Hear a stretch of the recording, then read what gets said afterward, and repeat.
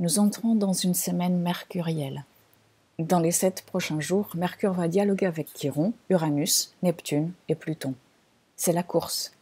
Mercure va sûrement chausser ses chaussures ailées et nous montrer son côté trickster, fripon, truand, mais aussi messager, guide des âmes, et même son côté alchimiste. Il se peut que cette semaine nous traverse comme un éclair, en réveillant des blessures identitaires laissées à l'abandon ou tellement profondes qu'elles sont niées et placardées partout dès qu'elles sont titillées. Mais aussi qu'elles soient riches d'informations, faits, opinions, inspirations et affabulations sur nous-mêmes, les autres, la société. Et que nous soyons encore plus que d'habitude invités à discerner ce qui résonne ou non. Vénus entrera dans le signe de la Vierge dès le 22, et en Vierge, c'est une Vénus mercurielle. La Vierge est gouvernée par Mercure. Et cela réveillera en nous l'envie de remettre les choses à leur place, à la fois dans le mental et dans la matière. Mais est-ce tenable longtemps, ou le chaos guette déjà? En entrant dans ce signe, Vénus croisera de suite la route de Jupiter toujours en Poisson, et ensemble, pendant quelques jours, ils formeront une opposition qui ouvrira soit les portes de la victimisation, ou alors les portes d'une réparation par l'esthétisme, l'altruisme ou la confiance en l'amour.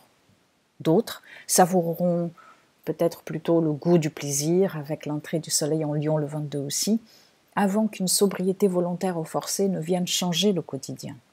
Peut-être sommes-nous à la recherche d'une insouciance perdue, à tort ou à raison. Mais dans cette semaine, très mercurielle, la logique ne sera jamais très loin. Quelques jours où petit à petit les excès se miroiteront dans la simplicité et commenceront à réveiller la lumière et l'ombre de la Vierge. Aimes-tu ce que tu vois? Qu'est-ce qui ne te suffit plus ou pas? Quelle perfection cherches-tu à atteindre? En Vierge, nous entrons dans un espace liminal, car c'est le dernier signe personnel et il nous prépare à l'entrée dans les signes collectifs.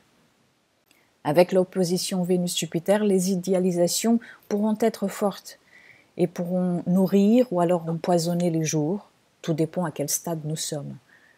Mais ce n'est que le premier acte, car la semaine suivante, Mars entrera aussi dans le signe de la Vierge et viendra activer ce même aspect. Et puis en août, ce sera au tour de Mercure et du Soleil. Ce n'est que le début d'une plus longue conversation.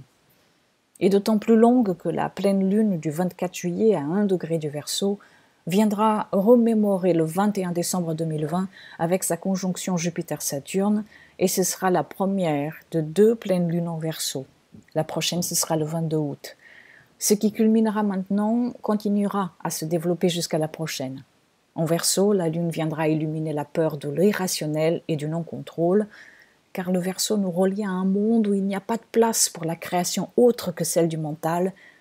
Du coup, cette pleine lune, mais aussi celle qui viendra en août, mettront peut-être en avant des idées que l'on rejette, ou qui sont, ou alors ont été rejetées.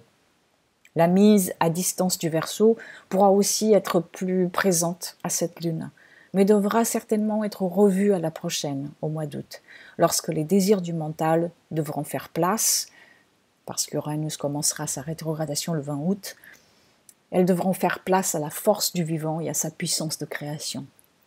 Le vent se lève, et avec lui, la possibilité de changement et agitation.